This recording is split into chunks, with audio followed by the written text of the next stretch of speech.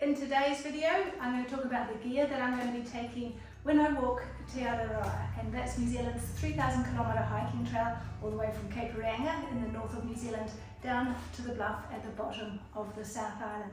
I am obviously wearing the pack, which is my Osprey 65 litre pack. I'm not taking it to full capacity. I've not kept the top on, so that takes it down to about 50 litres. I have everything in my pack except for the food that I'm going to be taking on this trip, and what I'm going to do is just go through the whole thing piece by piece and explain my choices and what I'm taking. On the outside of my pack I have my Lecky hiking poles. These can be adjusted to the height that suits. They've got a couple of clips here, some measurements on the side, and I know what height that I like them at. Approximately with this part of the arm should be parallel to the ground. I'll go through the things that I keep in this outside pocket first. And of course this is all experimental. I might probably will change things as I go along. I'm going to be using the Sawyer squeeze for my filtration system, so I'll just keep that outside somewhere where I can get it fairly easily.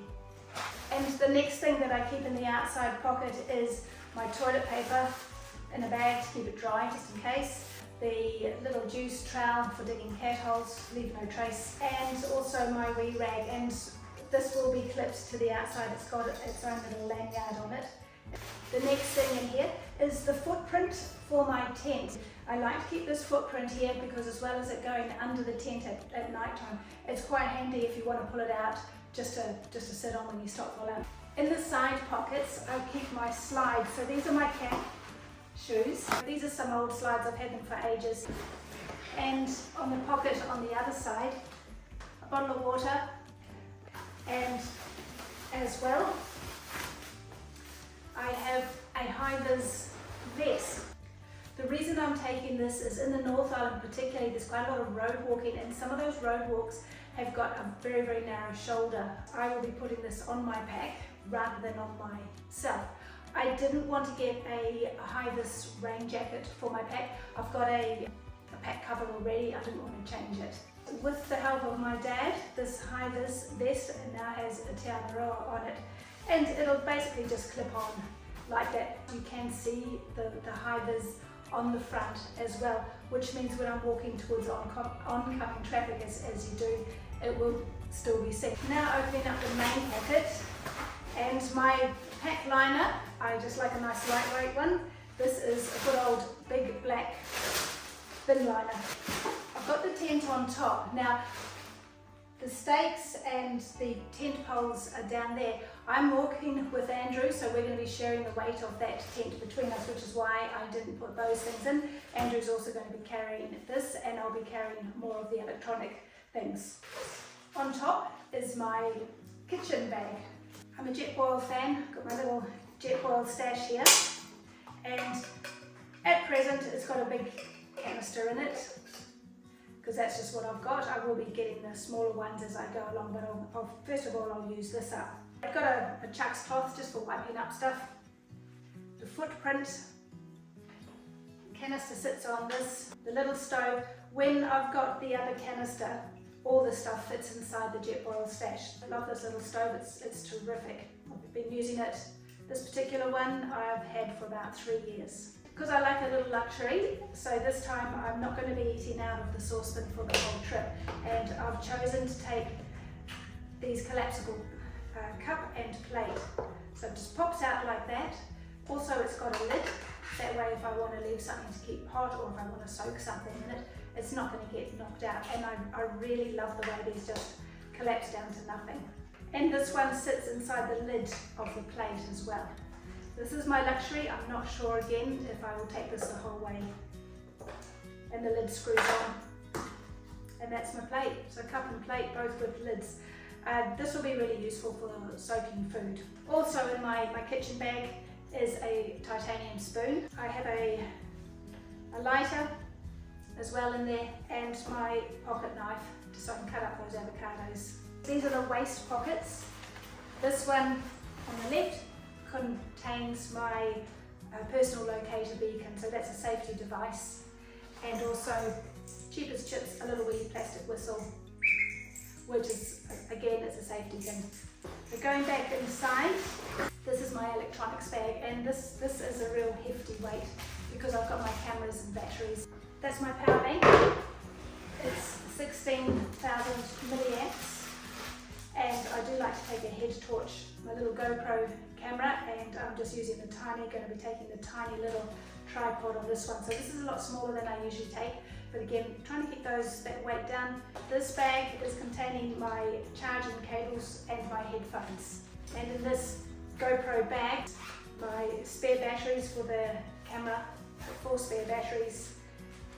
This is an Anchor Powerwall charger, so it just speeds up the charging of your devices. So when you're at a cafe or a camp, wherever, it's a lot faster. It's also got 2 ports in it, so I can charge potentially my phone using one of the ports and my power bank using the other port. As well, I have the GoPro dual battery charger and memory cards in there. All that's for my camera.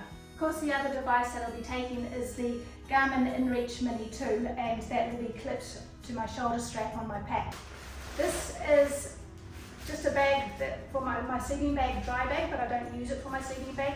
I'll be using this for my food, obviously not in there yet. My climate sleeping mat, this is an insulated one. I'm starting the trail early, I'm starting it in the very start of October, and it's still quite cold. I do feel the cold, so I like this inflatable mat. My sleeping bag is the next thing in there.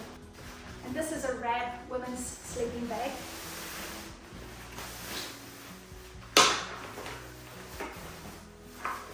Keep the sleeping bag in this compression bag, that way I can squash it all down. But just bearing in mind that when you get to camp, you want to get your sleeping bag out and you can get the loft of the feathers all pumped up again. This little bag contains my beanie. It is a very, very lightweight beanie and very lightweight gloves. The reason I'm taking this one is it actually fits underneath my cap, which just gives that extra warmth. In the bottom of my pack, I have my clothes bag. This is the clothes bag, and I will go through my choices with that. My medical bag, and this has a real mixture of things. There's some plasters, there's painkillers, tape, repair kit, all sorts of things. In the pack, rain cover. This little pack here, it's very lightweight. It keeps my daily toiletries in it. So the toothbrush, toothpaste, my soap, bits and pieces like that. For this trip, I've categorised my clothes into the hiking worn clothes, hiking packed clothes, and the camp clothes. So the packed clothes are things, could be like my jacket, which I won't have on all the time. Between what I'm wearing right now and what's in here, this is all the kit I'll have for the next 4 months. It's a little towel, and this is a fast drying towel. I like this one, I like the clip on it. If it's not dry, I can clip it to the outside of my pack as I'm walking, or when I get to wherever I camp, I can clip it to a tree. It's not going to fall off. To go with my sleeping bag, I have a silk inner liner. Really, really like this because I can just chuck this into the wash every time I get to town, wherever I'm doing the laundry, and it just keeps the sleeping bag that bit cleaner. For the first time, I'm going to be trying out a skirt. So this is a skirt with shorts underneath, and I'll possibly use them interchangeably with a pair of shorts, either or. So I've got 2 options.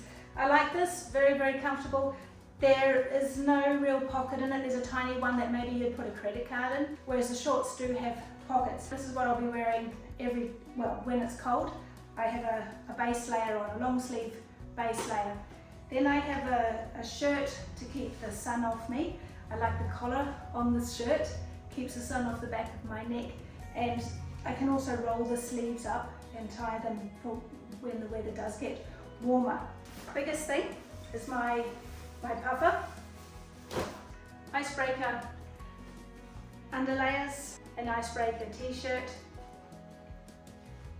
leggings, again icebreaker, and some other shorts and some camp socks.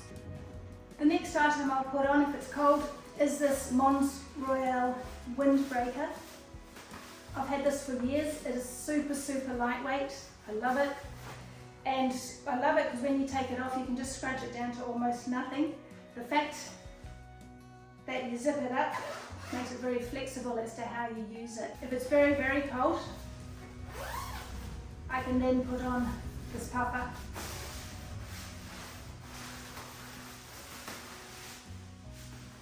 This one has a hood. And again, zip up at the front, some good pockets in the side.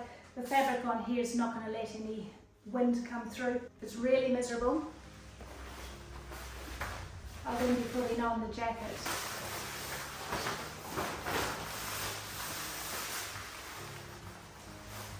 I've got a tiny jumper underneath, then I have the puffer, and then I've got the rain jacket over the top. I'd have to be getting into Te Araroa range to be wearing this kind of stuff because it's pretty warm. And a couple more layers. I'll be wearing my cap, and like I said, I can put the beanie on underneath this, and the hiking socks, toe socks, and particularly going down 90 Mile Beach I wanted to use them so I wouldn't be getting that chafing. I'll be wearing my trail runners.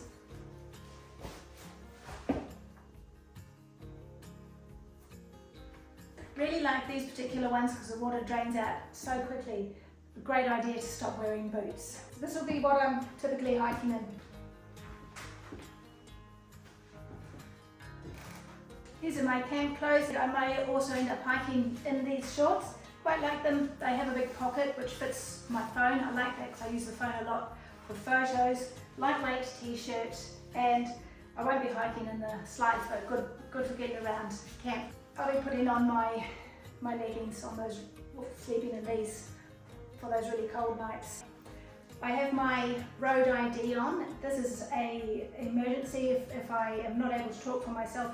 This has my name on it as well as my emergency contact people's phone numbers.